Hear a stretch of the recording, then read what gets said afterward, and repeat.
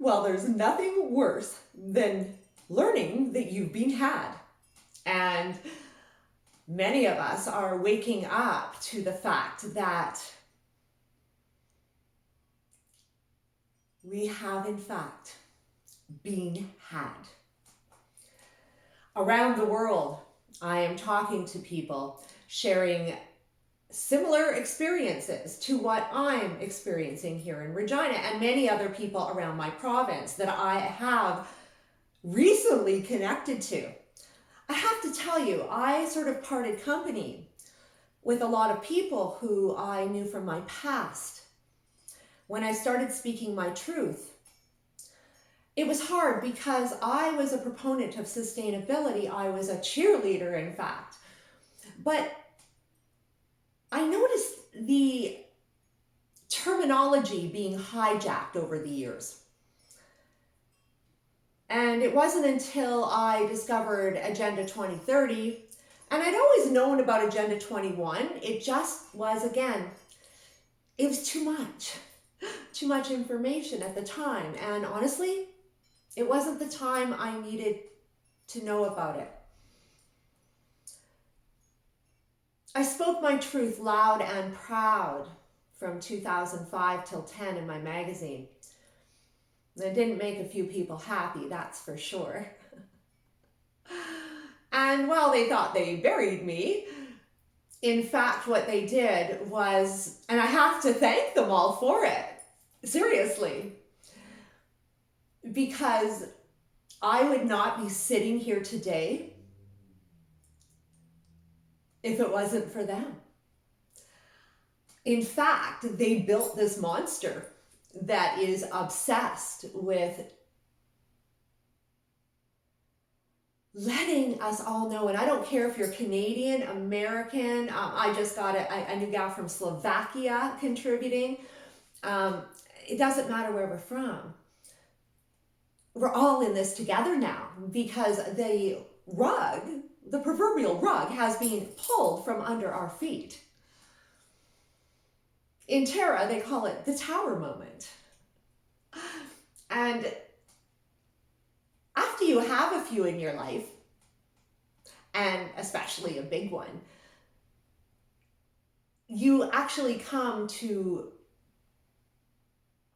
appreciate that that gift was delivered. Because that gift delivered me humility, and it gifted me knowing poverty.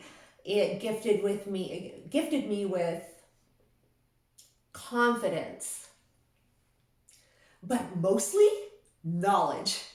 Because in all those years I was doing Airbnb and everybody thought I failed, I was actually doing my own thing over here. And number one was a social experiment. Learning about people, behavior's my thing.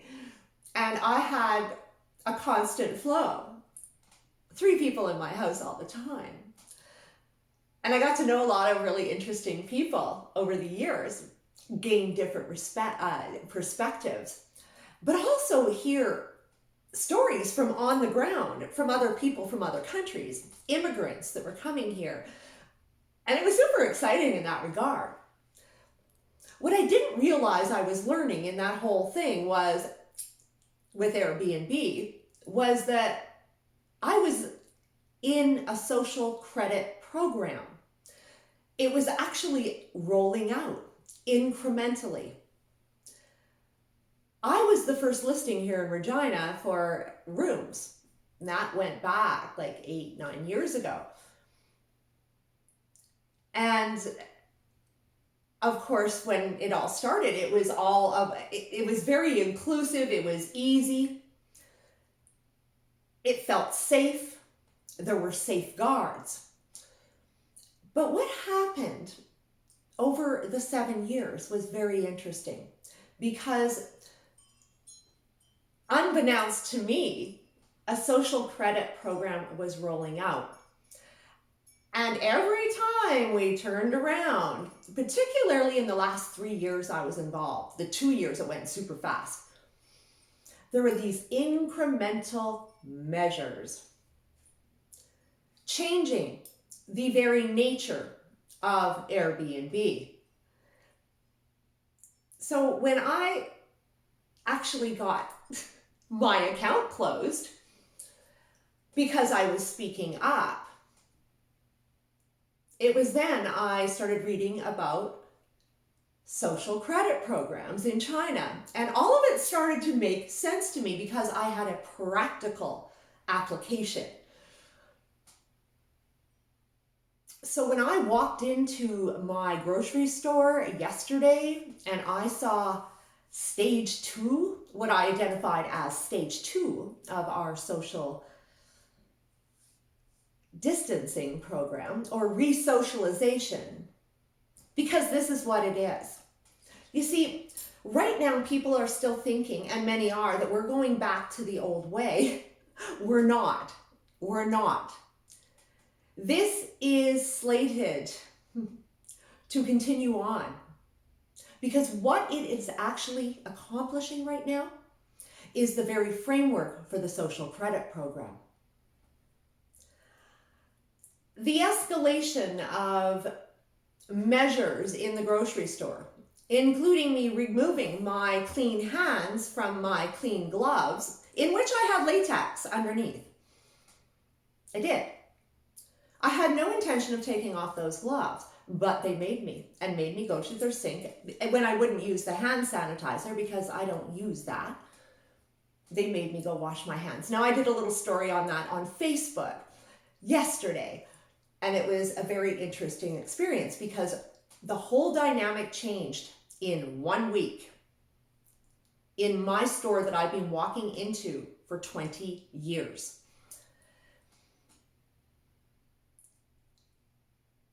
I had to take a cart. No choice. I don't ever take a cart because honestly, it's all about the workout to me. And without the gym, you can see my arms are already getting flabby again. Seriously. I had to take the cart. They would not let me get around it. So I asked, why? Because every cart represents a person. They have to know how many are in the store at all times. Then I get in and there's arrows drip on the floor in tape. I was stunned. And quite frankly, the first thing I started to notice was people as confused as I was.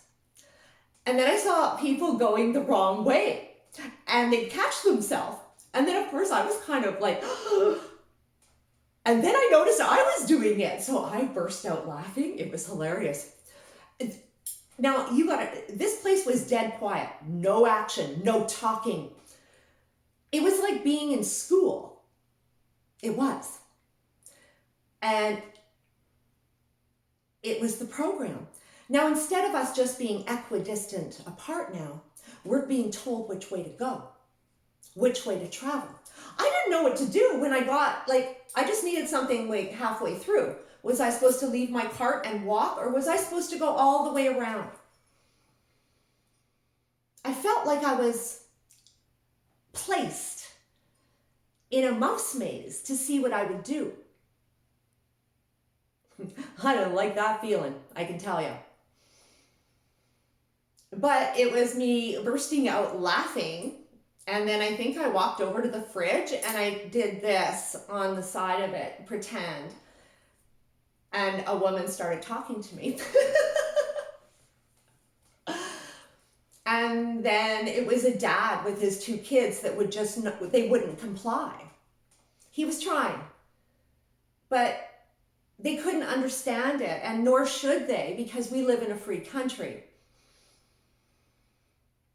These measures have been escalated for our apparent safety and the safety of the workers, with the addition of plexiglass in between myself and the girl I was actually joking with 2 weeks ago and complimenting the fact that she was keeping it light and keeping people comfortable. They removed her from that equation, especially with the dots where we were allowed to stand. Now, you have to ask yourself, with these escalations and the fact still no one is in the hospital, the doctor's offices are empty, our healthcare it's shut down. In fact, our whole life is shut down as we know it. But the measures continue. I know people in North America are used to these concepts of invasion. But in fact, we've been infiltrated by a world government. And our respective governments are just playing out their little parts right now. The theatrics, the media, it's all a show. And it's a lie so large that nobody would ever believe they did it. But they have. The idea here is to program us into the new way of being. And that can all be found in the COVID action plan. Yes, there's a plan. Now, of course, COVID-19 just emerged, right? Well, this document took 20 years to build because every time you hit a dot, you expose 200 layers. And this is how you have to know. They have wormed their way to ensure this manifests. And where they couldn't, you'll notice resignations, and notable resignations. In fact, many resignations in many corporations, and then shifts in management. This is a restructure from the ground up, including our food system. If you think you're ever going to be going to the grocery store again in the same experience that we had, where you lollygag, like for me, I read labels, I compare products, I shame sugar, but no, I'm in the product business, so I like to be in touch and see what's going on. But quite frankly, actually, I just saw a video coming out of Quebec in a grocery store, IGA, where they were spraying the shelves and the products with some sort of disinfectant. Yeah.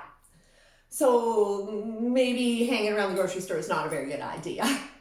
And again, they're creating that in and out thing.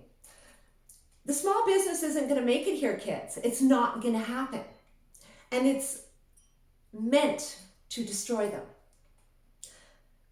If you think you're going back to the same job you did, most people aren't going to be. This is even where they're going to restructure, where if you had an existing job that there is the opportunity to swap you out with AI or a robot, that's going to happen now.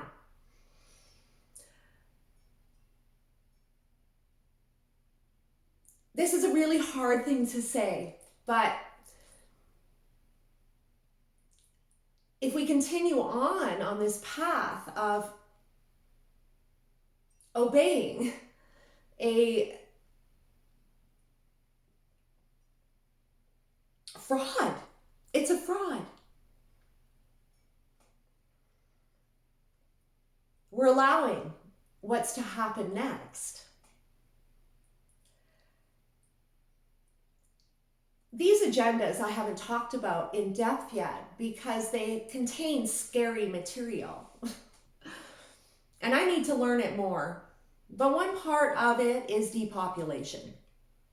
And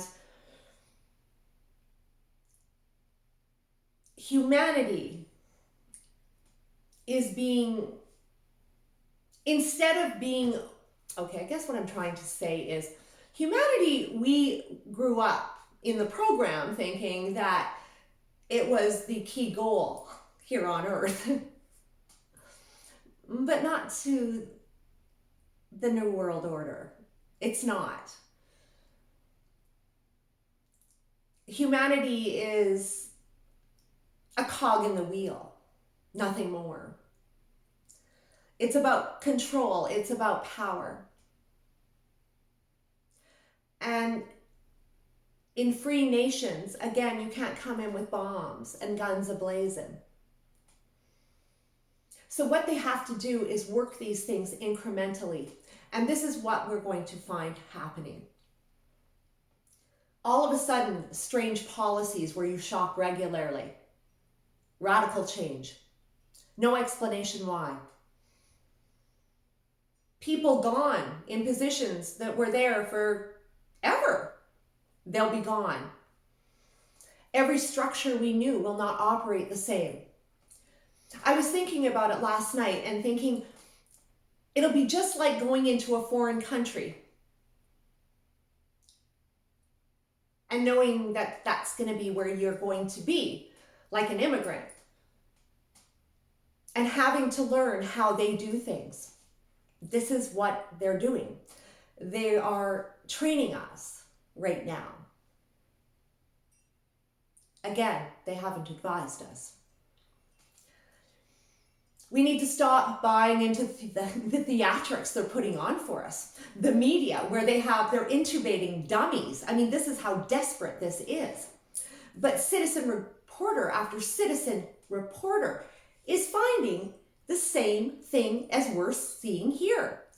A woman in Slovakia, sent me her report the other day. Reports from Sweden, UK, all over the world. In Italy, my cousin still doesn't know a single COVID-19 person. Who has it? He doesn't. They're in lockdown, close to a month. There's more going on. The 5G is part of it. That's the response. And I believe that those frequencies will make these viruses and diseases continue on, because see, that's the idea. When you go start reading the COVID plan, and I'm going to start working this more and more to try to detail how this plan of the future of the earth is going to roll out. When you read these things, it's very difficult. So what I'm going to try to do is translate that into your everyday life. And I'm not doing this to help them. I'm doing it so you understand the magnitude, because you know how things move in this world. They move quickly. My point is that as our freedoms become limited, I'm 52. Now, by the time I'm getting up there, like the next 10 years, by 2030, I'm not really going to like this system at all. And I don't like it now.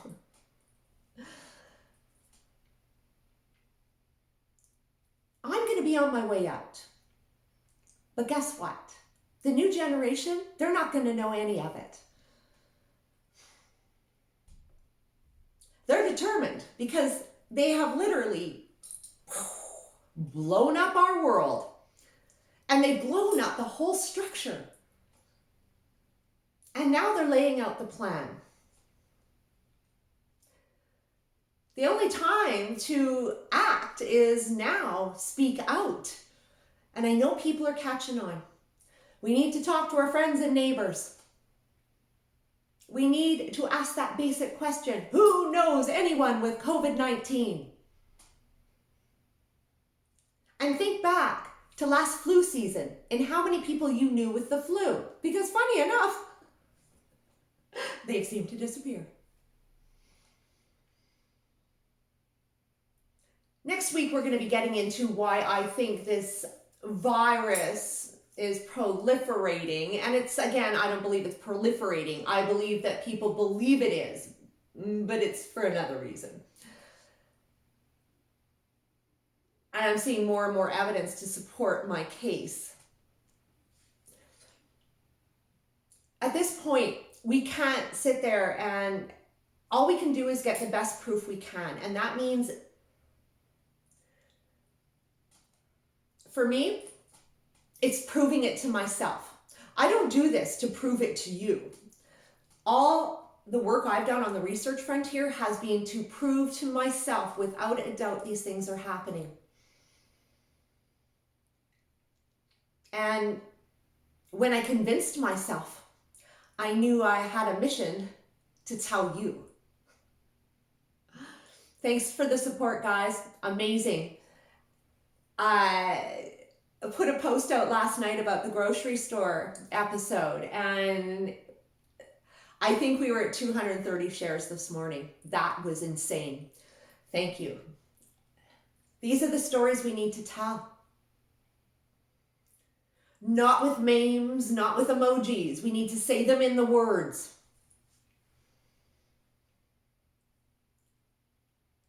Because every single one of us is experiencing their version. Let's tell it and let's talk. This isn't us.